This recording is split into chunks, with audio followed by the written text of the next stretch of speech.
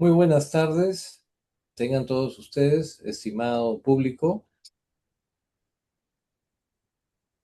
Reciban el cordial saludo de nuestro director general del Centro de Estudios, de nuestro ministro, en esta conferencia importantísima y de un tema de muchísima actualidad. Estamos hablando de la creación de la Superintendencia Nacional de Defensa Pública y Acceso a la Justicia. Ha sido oficializada recién en enero del 2026 mediante el decreto legislativo 1703. Marca en el fondo una reforma estructural para el sistema de asistencia legal gratuita que nos permite, de alguna manera, cumplir con el mandato constitucional que todo ciudadano tiene como derecho fundamental, el derecho a la defensa. El Estado, a través del Ministerio de Justicia y ahora específicamente sobre esta superintendencia, tiene un reto muy importante. Y por ello, el día de hoy hemos invitado a un especialista, al doctor Luis García Westphalen, quien va a conversar, va a dar su punto de vista sobre este nuevo desafío. Doctor García, buenos días, o en todo caso ya buenas tardes. ¿Cómo está usted?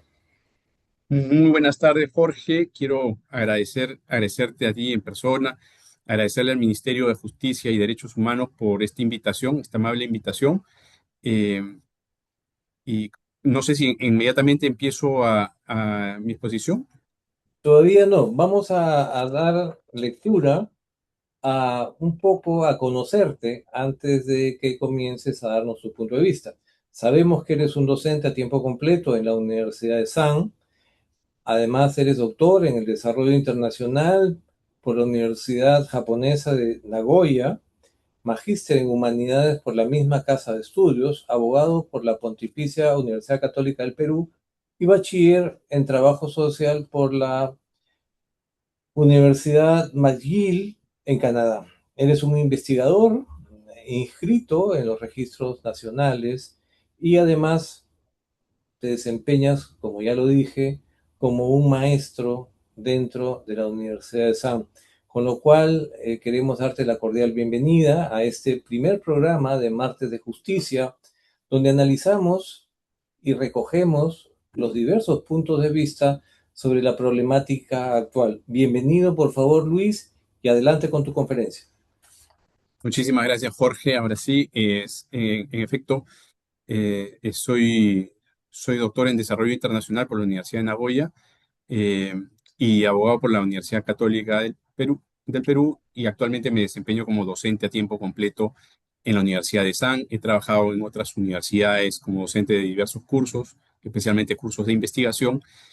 eh, y el día de hoy he tenido el gran honor de ser invitado por el Ministerio de Justicia y Derechos Humanos, institución a la que agradezco y además con la que tengo un fuerte vínculo. Yo hace algunos años fui director general de Derechos Humanos, así es que me une esa muy bonita experiencia profesional.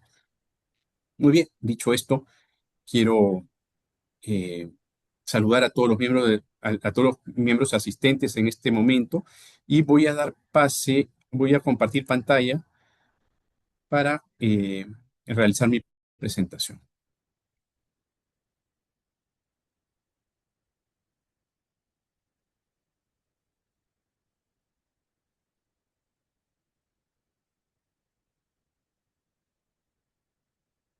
Muy bien. Eh,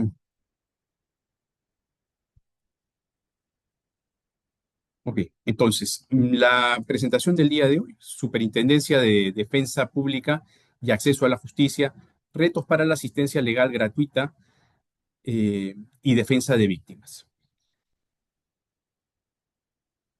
Recientemente, hace menos de 15 días, el 24, o menos de un mes, el 24 de enero de este año, se publicó en el Diario Oficial del Peruano el decreto legislativo 1703, decreto legislativo que crea la Superintendencia de Defensa Pública y Acceso a la Justicia. Yo tengo realizado un estudio sobre la situación que está recibiendo la superintendencia, ¿no? Antiguamente, este servicio se brindaba desde la Dirección General de Acceso a la Justicia y de Defensa Pública y Acceso a la Justicia, eh, y particularmente de los centros Alegra, ¿no? Entonces, yo tengo un artículo escrito en coautoría con el profesor Helmut Olivera y la estudiante en Derecho Claudia Bellis, que se titula Justicia para los Pobres, análisis del acceso a la justicia de los centros del acceso a la justicia en los centros de asesoría legal gratuita, los ALEG.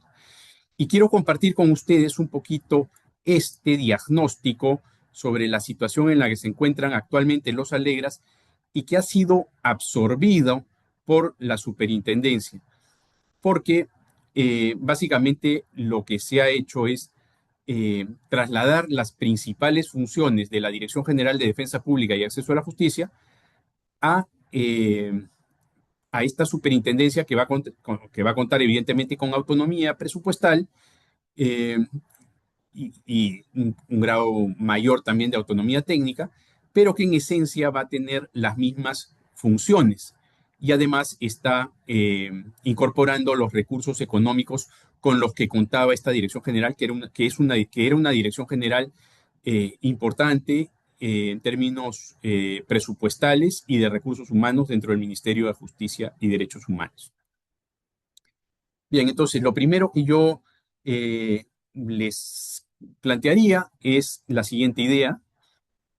El derecho a la justicia no es solamente un derecho que tenga una esfera, un ámbito de derecho civil y político. Usualmente consideramos a esta clásica división de los derechos civiles y políticos y los derechos económicos, sociales y culturales. Esta dicotomía ya ha sido superada ampliamente, como están viendo ustedes en pantalla.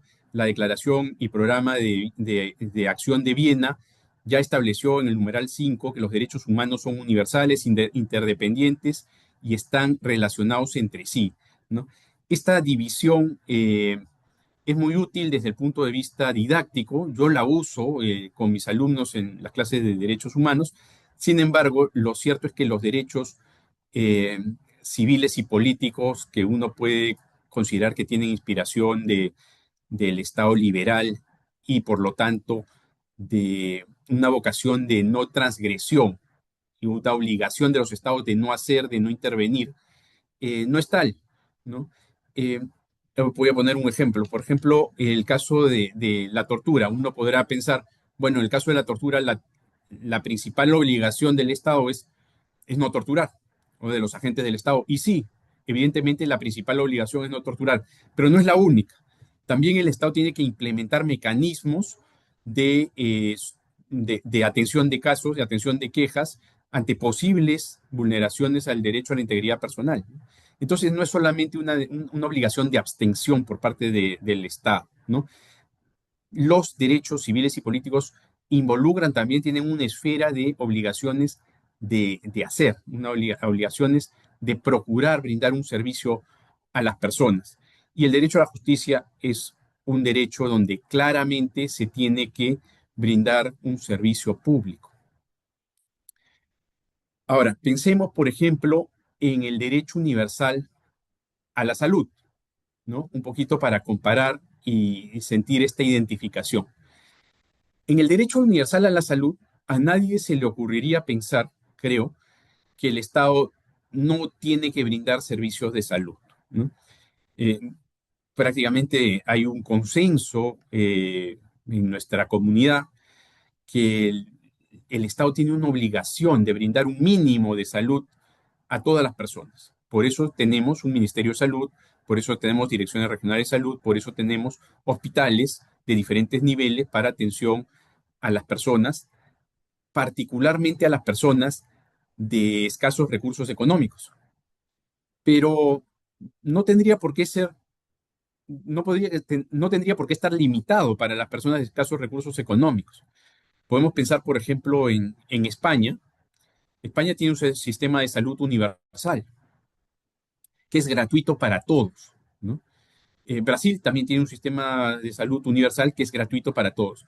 Y tener un sistema de salud universal gratuito para todos es muy bueno desde el punto de vista de la cohesión social, donde todos nos atendemos, o la gran mayoría de las personas se atienden en los mismos centros de salud, y además es un gran refuerzo del sentimiento de ciudadanía de la población, porque cuando los servicios están dirigidos solamente para los pobres y son gratuitos, pero solamente están dirigidos a los pobres, no se genera una sensación de ciudadanía, se genera una sensación de que el papá gobierno le está dando un beneficio a alguien que no puede pagarlo por sí mismo, ¿no? Eh, y ese es un problema, ¿no? Ese es un problema. En cambio, cuando el servicio de salud es gratuito de manera universal para todos, como en España, como en Brasil, la salud no se recibe como un regalo, el servicio de salud se recibe como un derecho, ¿no? Hay un cambio de óptica. El servicio de salud es un derecho que tienen todos los ciudadanos, así como se percibe en estas sociedades que tienen servicio universal de salud. El servicio de salud es un derecho de los ciudadanos. Entonces, yo ejerzo mi ciudadanía, yo porque soy ciudadano, recibo este servicio de salud. La óptica cambia, ¿no? Y el servicio de justicia debería ser igual. Veamos otro, veamos el de educación primaria y secundaria, la educación escolar. La educación escolar sí es gratuita acá en el Perú, felizmente. Está muy bien que lo sea y ojalá que mejore la calidad de los servicios de salud, de educación primaria y secundaria. En casi todo el mundo la educación primaria y secundaria es gratuita. Hay países donde no lo es. En Japón, por ejemplo, los años del high school, cuarto, quinto, secundaria, no son gratuitos. Hasta tercero de media está garantizada la gratuidad de la educación, ¿no? Entonces, en este hemisferio del mundo, en la cultura occidental, la educación escolar sí es gratuita y consideramos que es un derecho de los niños recibir educación siempre. No importan los recursos económicos que tengan los niños, sea que pueden pagar o que no puedan pagar, cualquier padre puede matricular a su hijo en un colegio, en el colegio público más cercano a su domicilio. Entonces ahí sí se siente eh, que la educación es un derecho. El problema es que la calidad de nuestra educación eh, deja mucho que desear y muchísimas personas optan por inscribir a sus hijos en colegios privados. Pero aun cuando gran parte de la ciudadanía opte por inscribir a sus hijos en colegios privados, ello no quita que existe un derecho universal de todos los niños en el país de acceder a un colegio público si así lo deseasen, si lo necesitasen, ¿no? Bueno, lo mismo podríamos pensar sobre la justicia, con con un añadido importante, y es que si decimos que la educación es gratuita, si decimos que la salud pudiera ser gratuita, por ejemplo, y de hecho lo es para ciertas personas, para las personas en situación de pobreza, bueno, para que se puedan ejercer estos derechos gratuitamente, también necesitamos que la justicia sea gratuita, porque si no, si la justicia no fuera gratuita, al menos en algunos casos, la persona que tiene derecho a la gratuidad de la educación podría verse impedido, podría tener un problema de acceso a la educación pública gratuita y podría verse impedido de acudir a un servicio de justicia, a un servicio del sistema judicial peruano para hacer valer su derecho que sí es gratuito a la educación. Entonces, la gratuidad de la justicia es necesaria para poder tener derechos gratuitos. Porque si esos derechos gratuitos no tienen acceso a una justicia gratuita, esos derechos gratuitos dejan de ser gratuitos, ¿no? Bien, entonces por ahí comenzamos a pensar que la gratuidad de la justicia es importante, al menos para las personas que están en situación de pobreza, pero en realidad en el fondo no solo para ellos, porque como decía, eh, y como veíamos en el caso de la salud, por ejemplo, se genera una sensación de ciudadanía, de derechos, El que recibe algo gratis, pero solamente lo recibe gratis porque es pobre, recibe una dádiva. El que recibe algo gratis, pero lo reciben todos, independientemente de su condición económica, no recibe una dádiva. Está ejerciendo un derecho ciudadano, ¿no? Bien, eh,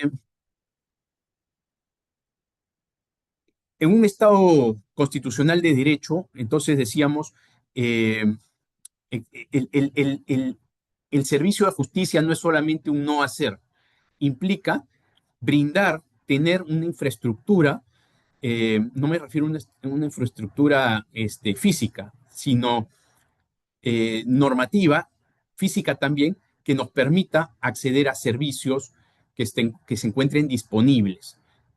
Un abogado defensor, un servicio de justicia, un juez, eh, establecimientos donde uno pueda acercarse y pueda eh, presentar una demanda o pueda comunicarse con un abogado que a su vez pueda presentar una demanda. Entonces necesitamos que el Estado realice acciones. No se trata simplemente de no hacer nada y decir, bueno, la persona está en libertad de presentar su demanda de alimentos. No, no. Hay que brindar un servicio de asesoría legal gratuito para que esta persona, una madre, por ejemplo, digamos, en situación de pobreza, pueda acercarse donde un abogado y pueda explicarle su situación y que el abogado pueda escribir una demanda que luego pueda ser presentada ante el Poder Judicial. Hay que hacer cosas. No es simplemente un dejar hacer, dejar pasar, como en la ilustración, ¿no? Eh, Bien, entonces el derecho a la justicia no es un derecho simplemente, como decíamos, civil y político de laissez-faire, laissez-passer, ¿no? Dejar hacer, dejar pasar. No, tiene una dimensión civil y política, sí, pero también tiene una dimensión económica y social, requiere acciones estatales para que se pueda ejercer para su cumplimiento. Y por lo tanto también existe una obligación progresiva del Estado de cada vez más brindar este servicio de justicia a todas las personas. Mínimamente tendremos que coberturar una justicia gratuita para quien no la puede pagar, pero idealmente el servicio de la justicia en tanto derecho económico, social y cultural, o en tanto que tiene una esfera, un ámbito que también es de,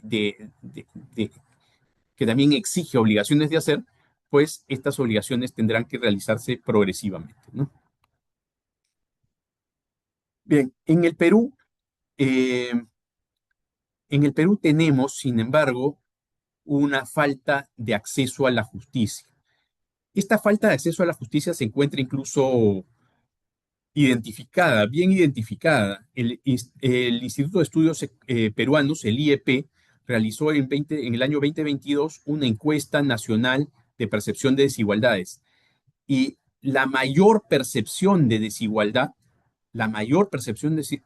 se encontró en el ámbito de la justicia. 83% de los peruanos indicaron que el acceso a la justicia era muy desigual, superando la desigualdad que se encontraba en sectores como educación, salud y trabajo, ¿no? Es decir, probablemente el ámbito donde haya más desigualdad en el país sea el ámbito de los servicios de acceso a la justicia. Esto es un grave peligro, evidentemente, para la legitimidad del Estado. ¿Qué derecho tengo yo si no puedo acceder a hacerlo efectivo? Si yo puedo tener el derecho a la educación, puedo tener el derecho a la salud, pero si se me vulnera y no tengo acceso a la justicia porque es porque su acceso es muy desigual, y si estoy en determinadas provincias no voy a encontrar un abogado defensor, ¿qué acceso verdadero tengo a la justicia y a los otros derechos? ¿No es cierto? Entonces la legitimidad del Estado, que no es capaz de brindar recursos mínimos o servicios sociales mínimos, se resquebraja, ¿no? Y por eso existe la anomia social en el país, ¿no? ¿Por qué? Porque la gente no siente que el Estado le garantice un mínimo de bienestar social. La debida prestación del servicio de justicia, por tanto, es urgente. Las autoridades deben adoptar medidas efectivas para satisfacer el acceso a la justicia, especialmente de la población más vulnerable, pero no solo de la población más vulnerable. ¿Sí? Bien, existen estándares constitucionales e interamericanos de acceso a la justicia. La Constitución peruana establece en su artículo 139, inciso 16, la defensa gratuita para personas de escasos recursos y el principio de gratuidad de la Administración de Justicia. La Convención Americana sobre Derechos Humanos, en sus artículos 8 sobre garantías procesales y 25 sobre protección judicial, garantizan el derecho a las garantías judiciales y un recurso efectivo para la tutela de derechos, ¿no? Esto implica, y la Corte Interamericana así lo ha señalado, que no basta designar un abogado defensor de oficio. El abogado defensor debe actuar diligentemente desde el inicio hasta el fin del proceso, ¿no? Eso ya está establecido por la Corte. Bien, entonces, ¿cuáles son los servicios que tiene la Superintendencia Nacional de Defensa Pública? La Superintendencia Nacional de Defensa Pública, como había señalado al principio de esta exposición, ha absorbido, ¿no? De hecho, así lo dice su decreto supremo de creación, absorbe, absorbe a la ex Dirección General de Defensa Pública y Acceso a la Justicia, que deja de existir, ¿no? Se llama fusión por absorción, se fusiona, pero de manera en la que la nueva entidad absorbe a la anterior y, y absorbe también todas sus competencias y todo su personal y todos sus recursos económicos, ¿no? Que no son pocos. Como decía, es una de las direcciones más grandes dentro de lo que es el Viceministerio de Derechos Humanos. Las funciones son cuatro, las principales funciones de la SUNADEP, de la Superintendencia Nacional de Defensa Pública, son cuatro, que son las mismas que tenía la Dirección General de Acceso a la Justicia. En primer lugar, la defensa pública penal. La defensa pública penal es la defensa pública de las personas que son detenidos, que se encuentran procesados y que no pueden pagar su abogado o que se niegan a pagarse uno y eh, se les ofrece uno de oficio, ¿no es cierto? Eh, sobre esta competencia de la SUNADEP no versa esta conversación, ¿ok? No me voy a referir a la defensa pública penal, no estaba en el título tampoco de la exposición, salvo para algo muy tangencial. Tangencialmente vamos a hablar muy someramente de este tema que en realidad es, según entiendo, la principal función que realiza la SUNADEP en términos de recursos humanos. Entiendo que la principal cantidad de recursos humanos está dirigida a cumplir con esta función. Bien, luego tiene otras tres funciones adicionales. La número dos es la defensa de víctimas, ¿ok? La defensa de víctimas es para víctimas en procesos penales también. Estamos hablando de niños, niñas, adolescentes, víctimas de violación sexual, adultos mayores o personas con discapacidad, víctimas de violencia familiar, trata de personas o violaciones a los derechos humanos. Entonces, no toda persona tiene derecho a la protección, va a depender un poco de las cualidades de la persona, la discapacidad, por ejemplo, o la condición de la persona, la condición de discapacidad, la condición del ser niño o ser un adulto mayor, etcétera, o del tipo de delitos relacionados a derechos humanos, etcétera. Luego tenemos la asistencia legal. La asistencia legal, no hay que confundir el nombre, tal vez no nos lo, podría hacernos pensar que no se trata de patrocinio, pero la asistencia legal sí es patrocinio y es principalmente patrocinio, además, eh, pero es patrocinio de casos, de diversos casos de familia y derecho civil. Principalmente se ven juicios de alimentos, ¿ok? Los juicios de alimentos son la mayor cantidad de casos que se defienden, que se patrocinan desde el área de defensa, de asistencia legal de la hoy llamada SUNADEP, de la ahora Superintendencia Nacional de Defensa Pública. Entonces, en la Superintendencia Nacional de Defensa Pública tenemos cuatro áreas, que son las que estamos viendo en pantalla: defensa pública penal, la defensa de víctimas, defensa penal de víctimas, y la asistencia legal, que versa principalmente casos, como digo, de familia, especialmente dentro de familia, especialmente casos de alimentos. alimentos. El gran problema del país es que los padres no se hacen responsables. No digo padres y madres, me refiero a los padres, a los papás. Los papás no se hacen responsables de sus hijos, ¿no? Evidentemente es un gran problema social, económico, familiar, eh, y que va a traer diversos problemas a lo largo de la vida, ¿no? Y felizmente el Ministerio de Justicia tiene esta área de asistencia legal, que puede ser repotenciada, como estábamos hablando hace un momento antes de empezar esta exposición. Todo es perfectible, ¿no? Y creo que podemos brindar algunas sugerencias para que se siga perfeccionando. Y finalmente, los mecanismos alternativos de resolución de controversias, que no lo he investigado, entiendo que trabaja bastante bien, pero que su oferta todavía es un poco limitada. Bien, la primera pregunta que yo quisiera exponer al público asistente el día de hoy, que agradezco, son más de 300 personas que están ahorita conectados, es si ustedes encuentran un conflicto de interés en esta estructura que hemos visto. Porque miren, la SUNADEP tiene la defensa de personas procesadas por presuntos delitos y tiene a su vez la defensa de las víctimas, que pueden ser los mismos, pueden ser las víctimas de estos presuntos victimarios, ¿no? Entonces yo les pregunto, por ejemplo, muchos de ustedes son abogados litigantes y otros tantos seguramente estudiantes universitarios, ¿no? Y a los estudiantes universitarios es a quienes más me quiero dirigir, en mi vocación de docente universitario.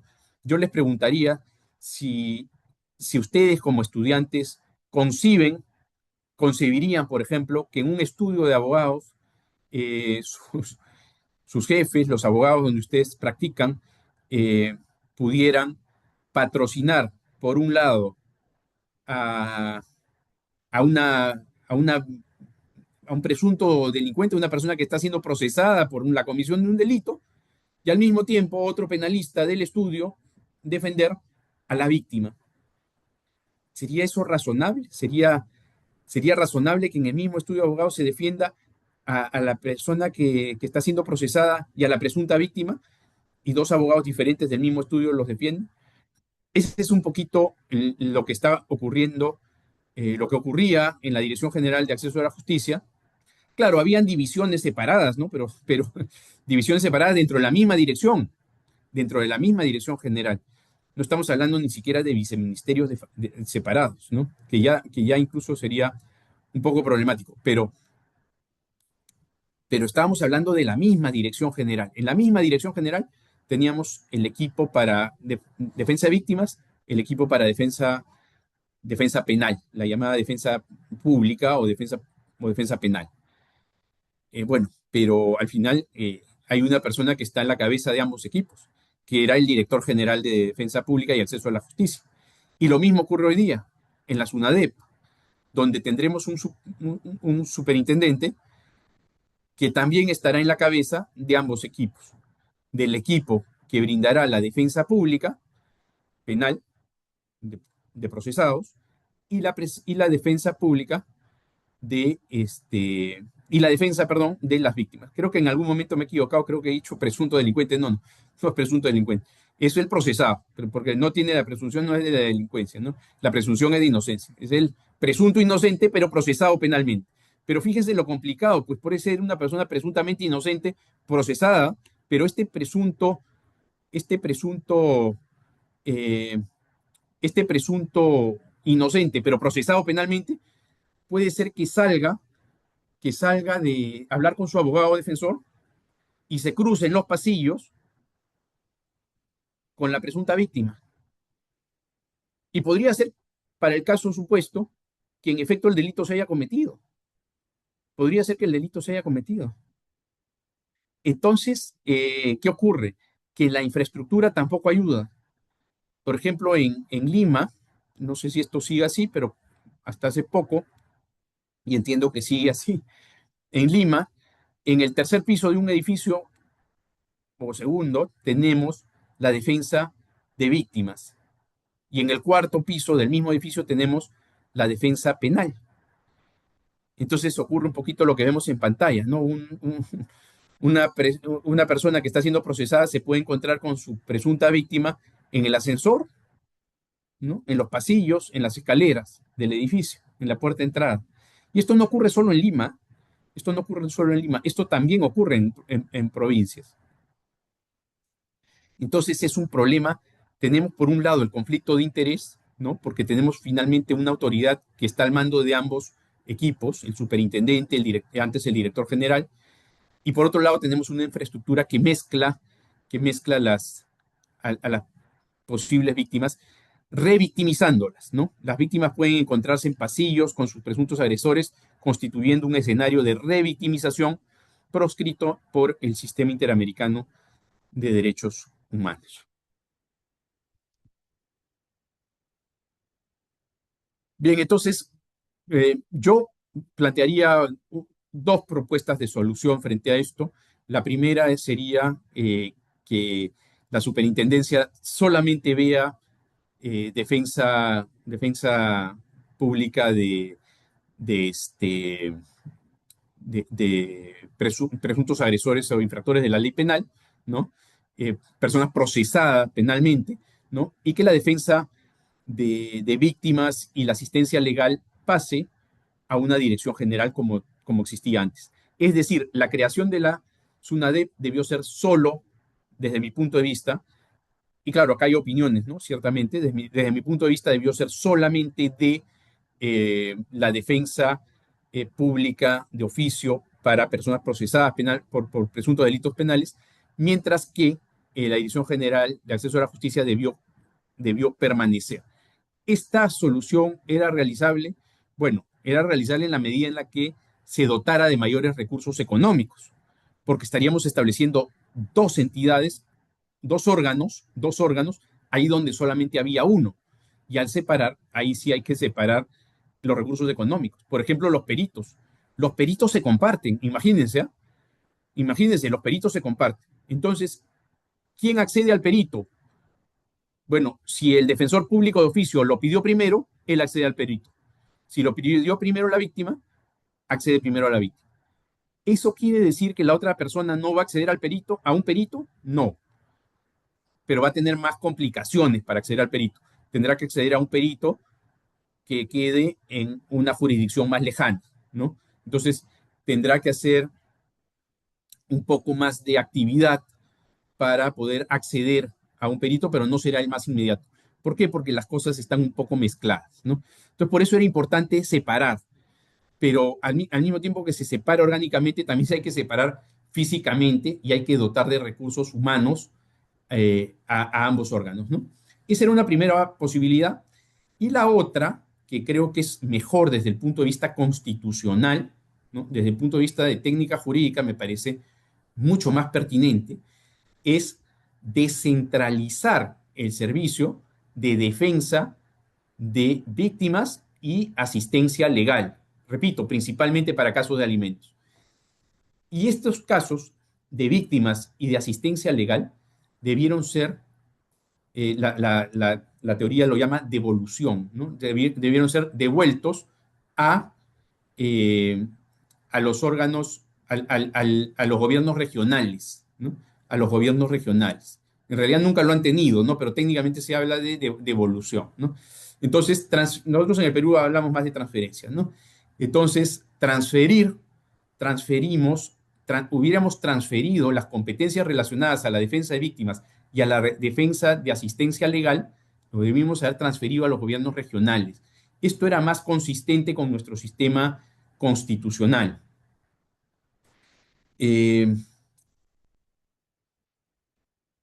Miren, el Tribunal Constitucional, por ejemplo, lo ha dicho muy claramente, la descentralización se justifica en la relación más estrecha que existe entre la autoridad y los administrados. Es decir, el gobierno central está muy lejos, mientras que los gobiernos regionales y los municipales están más cerca al ciudadano. Entonces hay que acercar este servicio de justicia a los ciudadanos. Si queremos acercar el servicio de justicia a los ciudadanos, lo que tenemos que hacer es entregar estas competencias a, transferir estas competencias a los gobiernos regionales y hasta los municipales, ¿no? Entonces, sobre esta posibilidad de transferir a ambos, vamos a ver si es que podemos conversar más, más adelante. Bien, entonces, dice el Tribunal Constitucional, la descentralización es un proceso que permite a los peruanos un nivel de vida acorde con la condición de seres humanos en todo el territorio nacional. Hay una carga ideológica en esta frase, sí, ¿no? Cuando se produjo la descentralización, se asumió, creo, casi acríticamente que la descentralización por sí sola iba a traer mayores niveles de bienestar social, de bienestar eh, socioeconómico. Eh, y eso lo recoge de alguna manera el tribunal. Se señala la finalidad de este diseño es que en cada lugar de la República existe el mismo acceso a los servicios públicos. Y esto sí es muy pertinente, porque vamos a ver más adelante cómo no en todas las provincias del país existen los servicios de asesoría legal gratuita, ¿no? Eh, Finalmente, dice el Tribunal Constitucional, la Constitución ha establecido que el proceso de descentralización se produzca básicamente a través y a partir de las regiones. Entonces, lo lógico era eh, descentralizar y transferir a los gobiernos regionales esta competencia de brindar servicios de asesoría legal gratuita y defensa de víctimas a los gobiernos regionales. Y la pregunta que quedaría es si se puede hacer simultáneamente también a los gobiernos locales. Y yo apostaría porque esta sería una mejor opción desde el punto de vista práctico, transferir la competencia a ambos, aun cuando los especialistas en public policies van a decir, no, pero que esa es una duplicidad de funciones. Sí, es una duplicidad de funciones, pero nos permitirá dos cosas. Llegar a las personas, llegar, porque es ahí donde no llegue el gobierno regional, podrá llegar la municipalidad, no desatender a las personas, ¿no? Y en segundo lugar, generará competencia, ¿no? Entonces, hay un principio que funciona para el mercado, ¿no? El principio de competencia, ¿no? Ahí donde hay varias marcas compiten y la mejor, la que produce un mejor servicio a un menor costo, es la que gana. Bueno, también podemos poner a trabajar en competencia al sector público, ¿no? Bien, entonces, ¿por qué esto es necesario también? Más allá de que existe eh, un conflicto de interés y que este conflicto de interés nos obliga a tener que separar la defensa pública de procesados penales, de la defensa pública de víctimas y de asistencia legal gratuita para casos de familia. Más allá de que este conflicto de interés nos obliga a separarlo, también hay una cuestión práctica, como estábamos viendo, y es que el servicio de salud, el servicio de defensa legal llega a todas las personas. Miren, el servicio de defensa legal se brinda principalmente a través de los centros de asesoría legal gratuitos del Ministerio de Justicia. Antes de la Dirección General de Derechos Humanos, perdón, de la Dirección General de Acceso a la Justicia y de Defensa Pública y Acceso a la Justicia, y ahora de la SUNADEP. Porque la SUNADEP los ha absorbido. Ahí donde estaban los Alegra, en esa dirección general donde estaban los servicios de asesoría legal gratuito, Alegra, esos Alegra, Omega Alegra, han sido absorbidos por la SUNADEP. No han desaparecido los Alegra. Que podrán desaparecer, sí, pero en estos momentos entiendo que todavía las Alegras han sido absorbidas. Bueno, son 50 entre Alegras y Megalegras, que en realidad básicamente ejercen las mismas funciones. Simplemente la diferencia es logística. Se brinda alguna que otra función adicional, por ejemplo, los peritos pueden estar en los Megalegras, pero en principio en Alegras y Megalegras tenemos abogados defensores para defensa de víctimas y para servicios de asistencia legal. Mil disculpas, un segundo.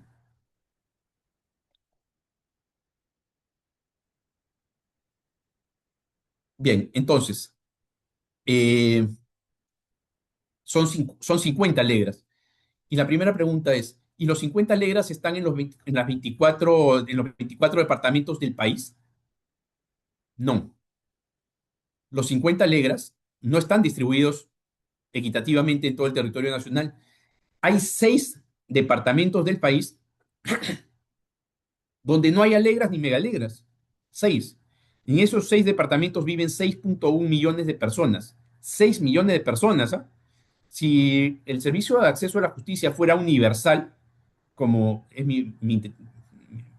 yo pienso que debería ser el objetivo del país, que el servicio de asesoría legal gratuito sea un servicio universal y no una dádiva, sino un derecho, y para eso tiene que ser universal, porque si es solo para los pobres será dádiva siempre, pero si es para todos, comenzaremos a ejercerlo como derecho, eh, como es la educación primaria en el Perú, por ejemplo, que es un derecho, ¿no es cierto? Estamos reconociendo que es un derecho. Bueno, eh, entonces, sin embargo, hay 6 departamentos con 6.1 millones de personas que no tienen acceso a la defensa pública porque no hay servicio de defensa público gratuito, no hay alegras al menos ahí. ¿De cuánto estamos hablando en personas pobres? Casi 1,5 millones de personas pobres de viven en estos 6 departamentos. 1,5 millones de personas en situación de pobreza no tienen acceso a servicios de justicia de ningún tipo. Bueno, por eso es que este servicio, el de justicia, es el que se ve como el más desigual de todos. Ya la salud es muy desigual, pero al menos hay hospitales públicos, al menos hay postas médicas, ¿no? Puede ser que el servicio de salud sea desigual, el de justicia es mucho más desigual. No hay servicios de asesoría legal gratuito, no hay forma de acceder a la administración de justicia para una persona pobre. En 6 departamentos del Perú no hay siquiera un centro de asesoría legal gratuito, un centro alegre. Ahora, ¿qué pasa si nos vamos a las provincias más pobres del Perú? Las provincias que tienen el mayor porcentaje de gente en situación de pobreza. Bueno, de las 20 provincias con mayores porcentajes de situación en pobreza, de las 20, 19 no tienen Alegra, solo una lo tiene, solo una, solo una provincia lo tiene, que no es ninguna de las 10 primeras, dicho sea de paso. ¿No? Estas son las 10 provincias más pobres del Perú, las que estamos viendo en este momento en pantalla. Las voy a decir hasta por respeto a estas provincias porque han sido invisibilizadas y no quiero que sigan invisibilizadas. San Pablo en Cajamarca, Daniel Alcides Carrión en Pasco, Chote en Cajamarca, Celendín Cajamarca, Cutervo Cajamarca, San Marcos Cajamarca, Condorcanqui Amazonas, Ayabaca Piura, Payasca Ancash y Santa Cruz Cajamarca. Pero hay otras 9 más, ¿eh? Porque la lista puede ser más larga. 19 de las 20 provincias más pobres del país no tienen centros de asesoría legal gratuito. ¿Qué significa esto? Que la persona para acceder a la justicia tiene que hacer un viaje interprovincial. Imagínense una persona en situación de pobreza. ¿Acaso una persona en situación de pobreza puede hacer un viaje interprovincial para acceder a un abogado defensor? No, evidentemente no. Esa persona no tiene acceso a la justicia. Tan simple como eso. Estas personas no tienen acceso a la justicia.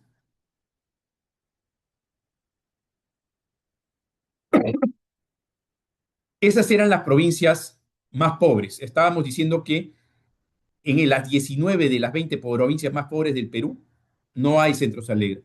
Bueno, ¿y qué pasa con las provincias donde hay más población pobre? Porque son muy diferentes. Una cosa es una provincia donde más de la mitad de los que viven ahí es pobre, pero de repente es una provincia poco poblada, y otra cosa es una provincia que tiene una gran cantidad de gente pobre. Ahí también tiene que haber centros alegres, ¿no es cierto? Porque hay muchos pobres. Claro, la provincia no es pobre, porque también podría haber gente de clase media o de nivel socioeconómico A, B, C, D, ¿no? Perfecto. Pero hay gente pobre. Entonces son otro tipo de provincias. De las 20 provincias donde hay más gente pobre, de las 20 provincias donde hay más gente pobre, por ejemplo, Lima, ¿no? Lima es una provincia donde hay mucho más gente pobre que en cualquier otra provincia. ¿Por qué? Porque es la provincia más poblada del Perú. Pero Lima sí tiene Alegras. Lima sí tiene servicio de asesoría legal gratuito, pero esa es la provincia donde hay más gente pobre. Bueno, de las 20 provincias donde hay más gente pobre, 12 no tienen centro de asesoría legal gratuita. Perdón, estoy con la garganta muy, muy mal. Mira.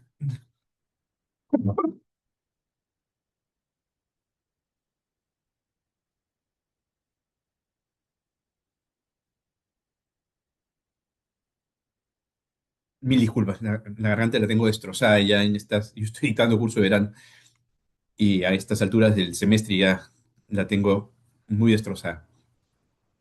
12, 12 de las 20 provincias con más población pobre no tiene servicios de asesoría legal gratuito. Imagínense, ¿no? O sea, es que es necesario que estemos que hayan servicios de asesoría legal gratuito en todo el Perú, pero sobre todo en dos tipos de provincias. En las provincias donde hay más gente pobre, como estas 12, y en las provincias donde hay más pobreza, como las otras 19. Estas son las provincias con más pobreza, altas tasas de pobreza en esta zona, de más de la mitad de la población. De cada dos personas, una o dos están en situación de pobreza. Bueno, ahí no hay centros de asesoría legal gratuita. Y en estos otros, donde hay más gente pobre, tampoco hay servicio de asesoría legal gratuito. En 12 de estas 20. Por ejemplo, en Piura hay 205.000 personas en situación de pobreza, de acuerdo este, al mapa de la pobreza del Instituto Nacional al INEI, Instituto Nacional de Estadística e Investigación. De acuerdo al INEI, en Piura hay 205.815 personas pobres y sin embargo, en la provincia de Piura me refiero, y sin embargo ahí no hay un centro de asesoría legal gratuito. En Trujillo tampoco, 162.774 personas pobres. En Maynas tampoco, y así. Entonces no estamos llegando a donde deberíamos llegar. Por eso es importante la descentralización, porque si descentralizamos, inmediatamente los gobiernos regionales implementarán centros de asesoría legal gratuito, porque en primer lugar no es tan caro y en segundo lugar es políticamente muy rentable. O sea, ya si no lo quieres ver como un derecho humano que tenemos que satisfacer, porque tenemos que satisfacer los derechos humanos porque representan la dignidad de las personas, y si lo queremos ver simplemente como un recurso político, existen los incentivos políticos para que los gobernadores regionales implementen grandes centros de asesoría legal gratuita. Porque si ellos implementan centros de asesoría legal gratuito y están cerca de la población va a saber quién es el alcalde o gobernador regional que le ha brindado el servicio que le ha permitido recibir los alimentos para su hijo, por ejemplo, ¿no? Entonces, hasta desde un punto de vista de cómo funcionan los incentivos para los funcionarios, para los políticos, que en cierta forma es lo que en realidad es la democracia, ¿no? Premiar al funcionario público o al político que brinda bien servicios públicos, tiene todo el sentido del mundo descentralizar este servicio, que además no es muy costoso, porque, claro, servicios más costosos, más onerosos, o grandes infraestructuras, es lógico que se manejen desde el gobierno central, ¿no? Bien. Eh, entonces, vamos a ver. Sí, pasando, creo. Bien, la brecha entre la demanda entre la justicia y la oferta de servicios gratuitos es alarmante en las zonas más vulnerables del país. Las provincias con mayores índices de pobreza son precisamente las que carecen de acceso a la defensa legal gratuito. 6 departamentos del Perú no tienen servicios Alegra. De las 20 provincias con mayor porcentaje de población en situación de pobreza, 19 no cuentan con ningún centro Alegra. De las 20 provincias con mayor cantidad de gente en situación de pobreza, 8 no cuentan con ningún centro Alegra. Entonces, las comunidades más necesitadas, aquellas donde la vulnerabilidad es más palpable, quedan desamparadas en su búsqueda por la justicia. Esta desatención agrava la situación de pobreza, ya que ya que la falta de acceso legal impide a los pobres proteger sus derechos básicos y salir de la exclusión. Y esto no es un juego de palabras, no es retórica. Miren, si sabemos que más del 85% de los casos de los centros de defensa legal gratuito es el patrocinio de, eh, de alimentos, de lo que estamos hablando es precisamente de esto. Estamos hablando de madres de familia que requieren estos ingresos para salir o siquiera para amortiguar una situación de pobreza, para poder darle de comer a sus hijos, ¿no?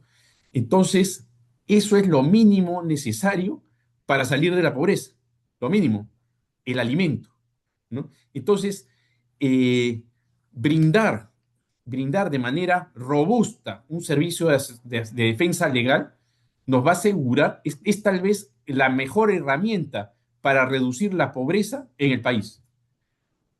La mejor herramienta para reducir la pobreza en el país es brindar el servicio de asesoría legal gratuito donde está la gente pobre, donde está la gente pobre. Ahí es fundamental, es fundamental. Ya tenemos el marco normativo adecuado que regula los juicios de alimentos. Los juicios de alimentos están muy bien regulados, pero ahora falta brindarle las condiciones materiales a las personas para poder ejecutar ese marco normativo que regula los alimentos, el otorgamiento de alimentos a las personas, especialmente a personas, a madres abandonadas, ¿no? A madres que no, que tienen hijos con progenitores que se han desaparecido, ¿no? Bien, entonces, hasta ahí quería hablar yo sobre este tema eh, de la necesidad de llegar a las poblaciones en situación de pobreza, pero también es necesario llegar a la población en situación de discapacidad. Y esto va a ser muy cortito, pero el Ministerio de Justicia cuenta con un protocolo de atención a personas con discapacidad para estos centros de asesoría legal gratuito. Pero este protocolo tiene todavía algunos problemas. Por ejemplo, no establece con claridad qué es lo que se va a hacer cuando llegue una persona sorda que requiere un intérprete de lengua de señas. Otorgar un intérprete de lengua de señas es una obligación legal. Es una obligación legal. Y sin embargo, el protocolo no lo concibe como obligación legal, no está establecido como obligación legal. Pareciera incluso que lo único que se dice es que la persona puede llegar con su intérprete de señas. Bueno, ¿y qué pasa si no llega con su intérprete de señas? Se le dice que regrese con su intérprete de lengua de señas, eso no tiene ningún sentido. El Ministerio de Justicia debería tener un servicio de intérprete de lengua de señas que no tiene que estar en todo el país. Ni siquiera tendría por qué ser, podría ser tercerizado. Miren, esta charla la estamos teniendo de manera virtual por Zoom. Bueno, de manera virtual por Zoom o por Teams o por Meet, podríamos también tener un intérprete de lengua de señas. Yo podría estar en el Ministerio de Justicia, ser sordo, requerir un intérprete de lengua de señas, se conectan con un intérprete y se haría la interpretación de lo que yo necesito y de lo que el Ministerio de Justicia me puede proveer. Entonces, es necesario implementar, no es muy caro, basta que se tenga, de hecho el Ministerio de Justicia tiene intérpretes de lengua de señas, pero los intérpretes de lengua de señas tienen que brindar el servicio a nivel nacional. Tienen que brindar el servicio a nivel nacional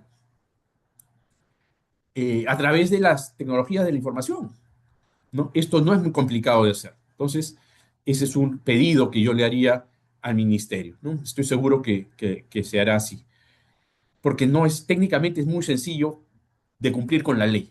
Es muy sencillo cumplir con la ley. Bien, otra cosa es que la infraestructura de los centros Alegra no es accesible para personas en silla de ruedas. Es un poco difícil. Y ahí el protocolo comete algún desliz, porque señala, miren lo que dice, ¿ah? El protocolo indica que en caso de tener que cargar a la silla de ruedas, debe ser realizado por mínimo por dos personas. Pero ¿a quién se le ha ocurrido eso? O sea, ¿cómo van a estar cargando? Y si se cae la persona, no puede ser posible eso. Esa no es una solución adecuada. De hecho, no se tendría por qué estar brindando una solución ante esto, porque la arquitectura debería ser accesible. Los centros de asesoría legal gratuitos son en su mayoría alquilados, ¿no? Son en su mayoría alquilados. Bueno, el Ministerio de Justicia debería empezar a comprar sus establecimientos, en primer lugar, y debería adecuarlos arquitectónicamente para que puedan transitar las personas en silla de ruedas. Eh, En todo caso, incluso si son alquilados, deberían pues adecuarse, ¿no? Deberían adecuarse y abrirse las puertas, agrandarse las puertas si fueran necesario. En todo caso, si nada de eso se va a hacer, que estaría muy mal, porque es un derecho, el derecho a la accesibilidad de la persona con discapacidad, ¿no? Pero mínimamente pues tendrían que eh, adecuar una zona de atención a la persona con discapacidad, ¿no? Entonces, mínimamente, la persona con discapacidad tendría que tener acceso por lo menos a una parte del centro donde se va a brindar la defensa legal, ¿no? A un espacio donde pueda recibir la asesoría, ¿no? Además de un baño accesible, ¿no? Además de un baño accesible, porque evidentemente altamente probable que en algún momento alguna persona con discapacidad va a requerir el uso de los servicios higiénicos, ¿no es cierto? Entonces ahí hay un tema que tiene que ser resuelto, que es muy importante que se resuelva. Bien, otro tema importante es el de la carga procesal. Eh, y el principal problema que tiene la defensa legal es la falta de personal, es un problema presupuestal. Eso no es un problema de esta gestión ni de la gestión anterior, ¿no? Es un problema de presupuesto, pero eh, el presupuesto es limitado, ¿no? Entonces, uno puede entender que uno puede tener muy buenos deseos de que el presupuesto de una entidad tan importante como la Superintendencia de Defensa Pública se cuadriplique. La pregunta es si es demasiado optimista o si es razonable pensar que el presupuesto de la superintendencia se va a cuadriplicar, ¿no? Porque si no hay un aumento sustantivo del presupuesto de la Superintendencia de Defensa Pública, no se pueden contratar más abogados. Hay una escasez de recursos económicos. Entonces, eh, el gobierno, el gobierno tiene que identificar de qué manera se puede priorizar el gasto en el sector justicia, brindarle una mayor dotación económica. No me refiero a este gobierno, sino a los gobiernos en general, los gobiernos que vengan, el gobierno que venga en julio. Tiene que haber un trabajo muy intenso de ver cómo se puede priorizar el gasto del sector justicia para brindar un mejor servicio a nivel nacional, para contratar más abogados o descentralizarlo, ¿no? O descentralizarlo y dotar de los recursos a los gobiernos regionales, para que sean los gobiernos regionales los que contraten a los abogados defensores de víctimas y del servicio de defensa legal gratuita, de asesoría legal gratuita. ¿Ok? Porque lo que sí notamos es que la carga procesal es muy grande, ¿no? En Santa, los abogados defensores llegan a patrocinar 250 casos. Estos son de patrocinio, ¿eh? En Camaná 246, en Ica 207, en Jaén 191. Hay nueve centros alegras donde la carga procesal es mayor a los 150 casos, ¿no? Pero además hay un problema de distribución, ciertamente, ¿no? Eh, hay algunos hay algunos centros alegras que tienen menos de 100 casos. Imagínense, algunos cuatro que tienen menos de 100 casos, mientras hay otros que tienen 250 casos por abogado, ¿no? Entre 250 casos por abogado y menos de 100 casos por abogado hay un trecho, ¿no? Estamos hablando de 250% más, ¿no es cierto? O de 100, más de 100 veces, más de 150% más. Es más del doble, ¿no es cierto? De menos de 100 a más de 250, a 250, ¿no? Es más del doble. O en todo caso, 50, todos los que están en pantalla tienen 50% más casos que los cuatro aleras con menor cantidad de casos que tienen menos de 100. Entonces, tal vez también se puede mejorar un poquito la dotación, ¿no? La dotación de los abogados, la forma como están distribuidos los abogados, pero definitivamente se necesitan mucho más abogados. Tal vez lo mejor sea, repito, descentralizar el servicio de defensa de víctimas y de asesoría legal gratuito para que los abogados que hay permanezcan simplemente en la defensa pública de procesos penales, ¿no? Ahora, también se pueden generar ciertas eficiencias. Desde mi punto de vista, por ejemplo, no es necesario que el Ministerio de Justicia tenga 28 trabajadoras sociales, ¿no? ¿Por qué? Porque miren, la labor de las trabajadoras sociales es hacer la evaluación socioeconómica de los usuarios del sistema. Sin embargo, 97% de los usuarios, 97,12, son personas en situación de pobreza de acuerdo a las propias trabajadoras sociales, ¿no? Las trabajadoras sociales han determinado, y esto se repite todos los años, que más del 95% de los casos son en efecto personas en situación de pobreza, más del 97%. Entonces, es eficiente tener 28 trabajadoras sociales para hacer este trabajo, y la respuesta es que no es eficiente, sobre todo cuando necesitamos tantos abogados. Entonces, ¿qué sería más eficiente? Lo más eficiente sería implementar lo que manda la LEPAC, la Ley del Procedimiento Administrativo General. La Ley del Procedimiento Administrativo General establece que es posible tener un sistema de declaración jurada de pobreza y de verificación aleatoria. Entonces, en vez de revisar 18.948 a personas, en vez de revisar a 18.948 usuarios del sistema, revisamos a 50. Nada más. Revisamos a 50 por semestre. 50 el primer semestre, 50 el segundo semestre. Cumplimos con la revisión aleatoria y punto. Se acabó. Se acabó. El sistema tiene que ser gratuito. En principio, el sistema tenía que ser gratuito para todos porque es un derecho. Pero si lo queremos hacer gratuito solo para gente pobre, bueno, gente en situación de pobreza, hagámoslo solamente para gente en situación de pobreza, pero con una declaración jurada, porque más es lo que gastamos verificando que la persona realmente esté en situación de pobreza. Gastamos más.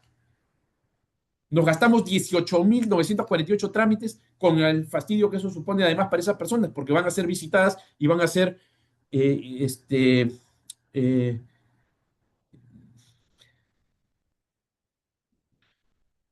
no son violadas en su intimidad, pero sí que van a ser, eh, van a sufrir, van a tener que recibir una visita en el seno de su hogar, ¿no? Que en cierta forma no es una violación en términos jurídicos, pero ciertamente a nadie le agrada estar recibiendo visitas que vienen a, a- a ver cómo vives, ¿no es cierto? Es hasta cierta forma humillante, ¿no es cierto? Entonces, mucho mejor sería simplemente implementar lo que la LEPAC nos está habilitando, ¿no? Que es la verificación aleatoria. Muy bien, de esto ya conversamos. Vamos a ver cuánto tiempo tenemos. Unos minutos más. Distribución desigual de recursos humanos. Los abogados de los 10 centros aleras con mayor carga patrocinan en promedio 363 casos, más de 3 veces el promedio de los centros de menor carga, 106 casos. El promedio de los 10 centros Alegra con mayor carga, 217 procesos, es más de 5 veces la carga de los centros con menor carga laboral, 40 procesos. Y hay centros subutilizados, ¿no? En 3 centros Alegra, Huaraz, Huacho y Cañete, el patrocinio de víctimas en todo 2024 no llegó a 20 procesos judiciales por establecimiento, ¿no? La percepción de los usuarios es que hay una gestión deficiente. Estos datos sí no son míos, los he recogido de un trabajo de tesis, de una maestría, no recuerdo ahorita el autor, pero está en el artículo que está próximo a salir. Este trabajo de investigación se va a publicar en la revista oficial del Poder Judicial próximamente, eso espero al menos. Eh, y bueno, entonces estemos atentos al próximo número. Estos datos que están en pantalla son de una tesis de una maestría de gestión pública, me parece que he citado en el trabajo. Eh, la percepción de los usuarios en general, 28.2% señala que hay una gestión ineficiente, que la accesibilidad no es adecuada, lo señala el 15.4%, que la ubicación no es adecuada, el 20.1%, y problemas de satisfacción con el servicio, satisfacción general, llega casi a rozar el 20%, ¿no?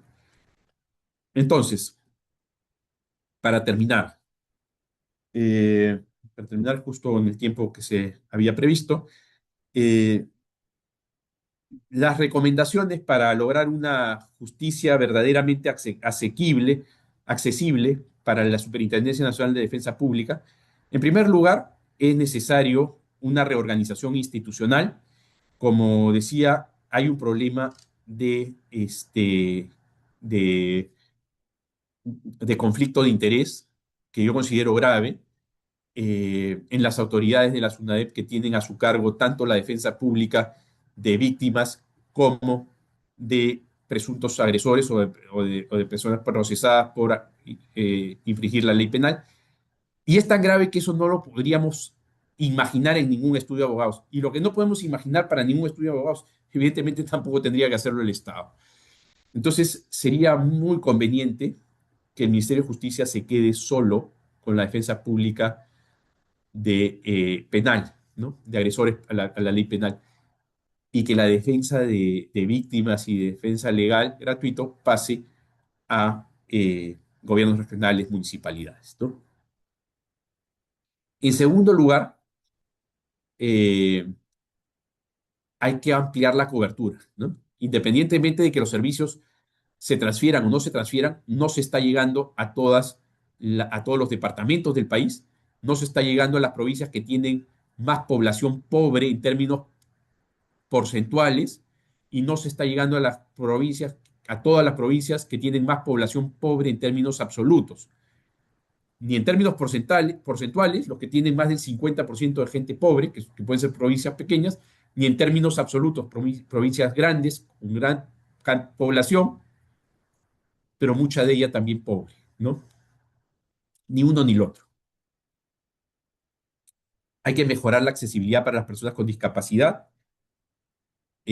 para personas con discapacidad física, ¿no? Hay que mejorar las condiciones de accesibilidad arquitectónica.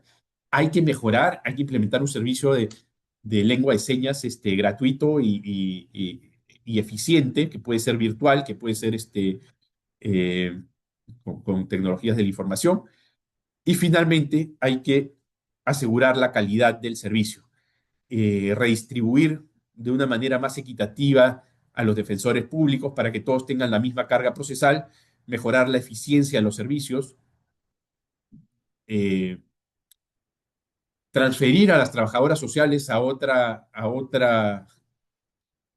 dirección o incluso a otro ministerio, ¿no? Nadie está diciendo que se despidan a las trabajadoras sociales, pero hay que tener a las personas ahí donde son útiles, ¿no es cierto? Entonces, ¿dónde son útiles las trabajadoras sociales? Las trabajadoras sociales son muy útiles, por ejemplo, en hospitales. En los hospitales son valiosísimas. Ahí no están haciendo necesariamente labor de informes socioeconómicos. Ahí están apoyando a personas. Por ejemplo, una trabajadora social muy útil es una persona que está apoyando a una persona una persona esquizofrénica, que lo está ayudando a insertarse en su vida diaria.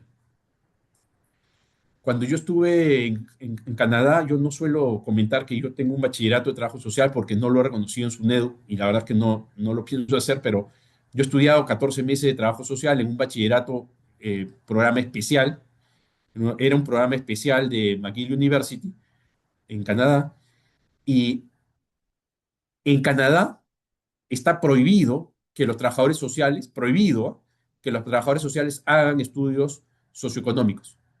No, no están para eso los trabajadores. Miren qué diferencia. Acá tenemos más de 20 trabajadores sociales haciendo estudios socioeconómicos todo el día. No, no es su función. En Canadá no es su función. Hay otra percepción. Por supuesto que se necesitan estudios socioeconómicos, pero se hacen de otra manera, no se hacen con profesionales. Eh, no, un trabajador social, el trabajador social está minusvalorado aquí en el Perú, pero es una persona clave para otro tipo de, este, de labores, para labores que tienen que ver con la cohesión social, para labores que tienen que ver con el servicio, con el servicio a personas que lo necesitan, como personas que están en hospitales, por ejemplo. Entonces, pueden acompañar a hacer trámites, por ejemplo, ¿no es cierto? Incluso podría ser que permanezcan trabajadoras sociales, pero que no hagan eso. Les aseguro que si permanecen en el Ministerio de Defensa, en la SUNADEP, van a hacer un trabajo más útil. Probablemente van a acompañar a las personas pobres en otros servicios adicionales. Probablemente las pueden conectar, por ejemplo, con servicios de salud. Pueden conectarlas con servicios en el RENIEC para obtener su documento nacional de identidad. Pueden ayudar a las personas a ejercer otro tipo de derechos, ¿no? Pero que realicen 50.000 informes, 18.974 informes de, de socioeconómicos, no tiene ningún sentido, ¿no? Ya sabemos que el 97% de los casos, la respuesta es que son personas en situación de pobreza. Bien, eso es todo por mi parte. Muchísimas gracias. Y si hubieran algunos comentarios, algunas preguntas, Sí, que encantado, por supuesto, esta ha sido una presentación a título personal. Soy docente de la Universidad TESAN, pero mis opiniones son estrictamente a título personal. Muchísimas gracias por la oportunidad, doctor Canales. mi doctor, lo hemos escuchado atentamente, el público nos ha hecho llegar algunas preguntas y la primera, lo primero es, nos dice, doctor, usted hace una radiografía, pero la conferencia señala sobre los retos de la superintendencia. Quieren saber cuáles son los retos que tiene la superintendencia, más allá del diagnóstico que definitivamente hay muchos temas por superar, pero ya viendo el aspecto a tratar, más allá del presupuesto, más allá de que sea un gobierno, porque prefiero no hablar de gobierno, sino de políticas de Estado. Esto es un tema constitucional. Entonces, ¿cuál sería tu opinión sobre cuáles son los retos que tiene ahora la superintendencia? Bueno, los retos fueron justamente los que he mencionado. Esos son los retos, o sea, yo no sé quién habrá dado ese comentario, pero la verdad ¿Los es que yo puedes solamente he resumir? hablado de retos. Por ejemplo, un reto. ¿Cómo llegar, cómo llegar a, cómo llegar a toda la población? Ese es un reto. ¿Cómo llegar a toda la población pobre? Ese es un reto. ¿Y Descentralizamos, cuál es sería un el aporte? reto. ¿Y cuál sería el ¿Perdón? aporte?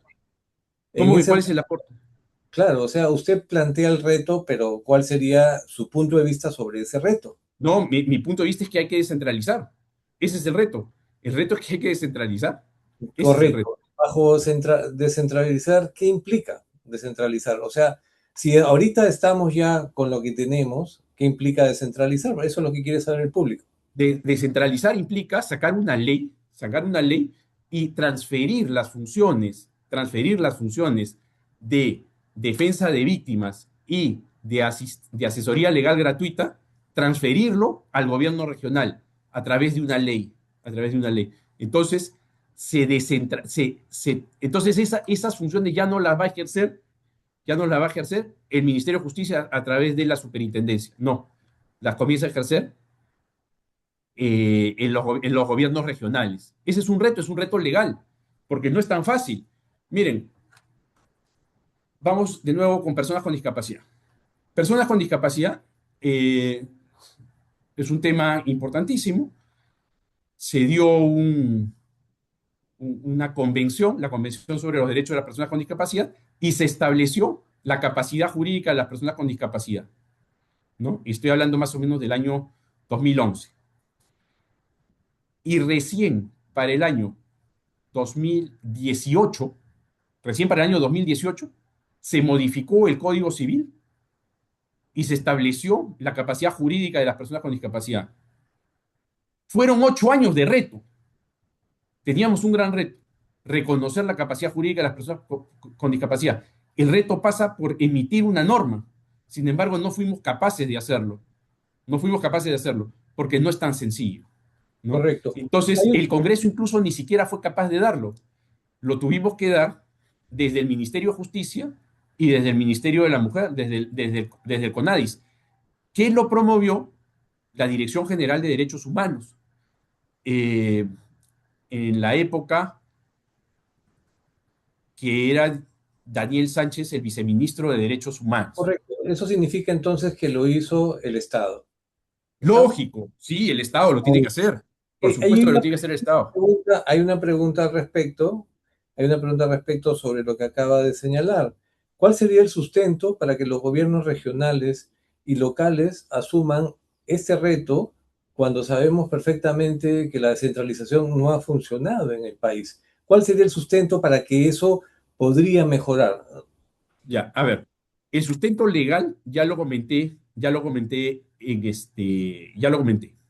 Ujú. sustento legal es que el marco constitucional del Perú es que los servicios se tienen que brindar preferentemente a través de los gobiernos regionales. Eso es lo que dice eso es lo que el Tribunal Constitucional ha interpretado de la Constitución, que los servicios públicos se deben brindar preferentemente a través de los gobiernos regionales. Eso es lo que dice el Tribunal Constitucional. Entonces, desde un punto normativo, no hay más que darle. Ahora, desde un punto de vista este, eh, Casuístico. pragmático, digamos, Ujú. digamos, a ver, ¿ha funcionado o no ha funcionado los gobiernos regionales?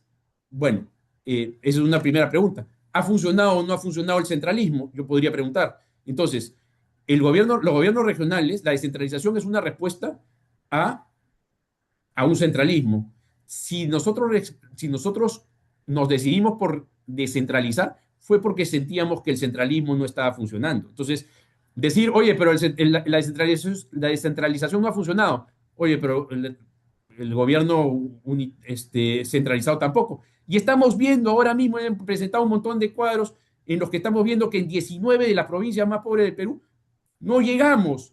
Entonces, ¿cómo pues si no llegamos centralizadamente, probemos descentralizadamente? Además, Entonces, un entonces, ratito, por favor, un le ratito, quitamos el un reto ratito, por entonces favor, un para ratito, por completar. favor, un ratito. Además, quiero decir una cosa adicional. ¿Qué pasa? Que desde un punto de vista práctico, como yo estaba diciendo, desde un punto de vista práctico, hay ciertos servicios que son onerosos de brindar. Por ejemplo, brindar el servicio de salud es complicado para un gobierno regional, porque el gobierno regional no tiene pues un ministerio, o sea, no tiene toda el know-how del Ministerio de Salud, se va a manejar con una dirección regional de salud, este, y en definitiva no tienen ni los presupuestos ni el know-how para brindar una red de salud básica en toda su región. Pero, pero, brindar asesoría legal gratuita es mucho más sencillo, porque para brindar asesoría legal gratuita lo que se necesita son abogados. Y si hay algo que los gobiernos regionales y en general la administración pública en el Perú sí tiene, son abogados. O sea que el hecho de que el gobierno regional pueda fracasar en todas las demás políticas públicas no quiere decir que necesariamente vaya a fracasar en esta, porque en la que mejor probabilidad tiene de hacer bien las cosas es en un servicio legal, porque es el más fácil de hacer porque es lo que sabe hacer.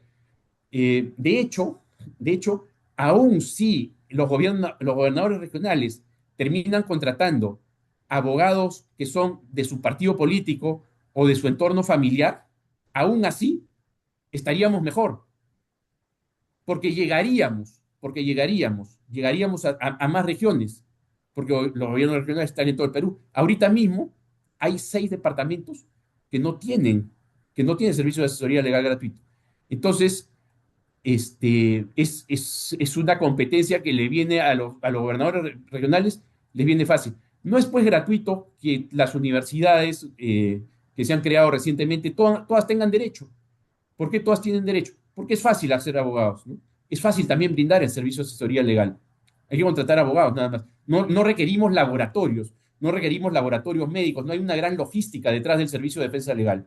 Entonces, eso también es un factor que hace prever el éxito de la descentralización del servicio de asesoría legal gratuito. Bien, hay otra pregunta también sobre, señalas que se debe aspirar a un derecho universal, pero a su vez enfocarse en los pobres. Y la pregunta que hacen es, ¿cuál es el rol entonces del abogado? Si es que esto se convierte en un derecho universal, nos quedamos sin abogados porque ya todos tendrían el derecho de acceso a la justicia.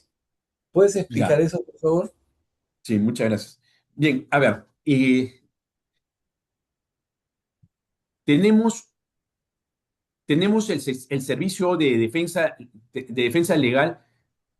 Y claro, yo estaba diciendo, en principio, yo quisiera que sea un servicio universal. Hay muchos factores positivos para que sea así, ya los comenté. ¿Y qué pasa con los servicios legales que existen hoy? Bien, a ver. En primer lugar, yo dije que quería que sean como la educación pública, como la educación primaria y secundaria, como la educación escolar. La educación escolar en el Perú es gratuita. Sin embargo, eso no ha desaparecido en los colegios privados. O sea, tenemos educación escolar eh, gratuita, pero la educación privada compite perfectamente. Tenemos hospitales de salud públicos, pero también tenemos clínicas privadas o servicios de salud privados. Tener un servicio legal gratuito, universal, no va a desaparecer a los abogados. Además, yo no he dicho que la defensa pública sea, por ejemplo, para personas jurídicas. No he dicho eso, ¿no? Nada. Entonces, claro, hay una serie de ámbitos donde los abogados vamos a seguir trabajando. Todo lo que es derecho corporativo, ¿no? Y todo lo que es el aparato estatal, la administración pública está llena de abogados, ¿no? Está llena de abogados. Entonces, evidentemente, algo, algo podría hacer que disminuyan algún tipo que afecte a algunos abogados, pero por otro lado, el Estado tendrá que contratar mucho más abogados. O sea, ¿qué pasa con la práctica privada? Bueno, gran parte de los abogados que ejercen su práctica privada serán absorbidos por el Estado, ¿no? Serán absorbidos por el Estado y otros no, ¿no? Y habrá competencia entre el sector privado y el sector público porque mucha gente preferirán al abogado de su confianza o al abogado que tienen más cerca o por múltiples razones se escogerá un abogado privado porque sientes que te brinda un mejor servicio, un servicio más directo o cualquier cosa, pero se garantiza un mínimo para todos. Y si es para todos, si es de manera universal, es mejor, porque entonces no es una dádiva, es un derecho. Al respecto, hay otra pregunta que hace el público y señala, has mencionado muchas veces la palabra pobres. Pueden ser personas que están pasando por una situación pasajera, pueden ser personas que momentáneamente están sin recursos económicos y entonces se preguntan cuál sería la definición de pobres que debe manejar el Estado, porque definitivamente la palabra pobres es muy amplia.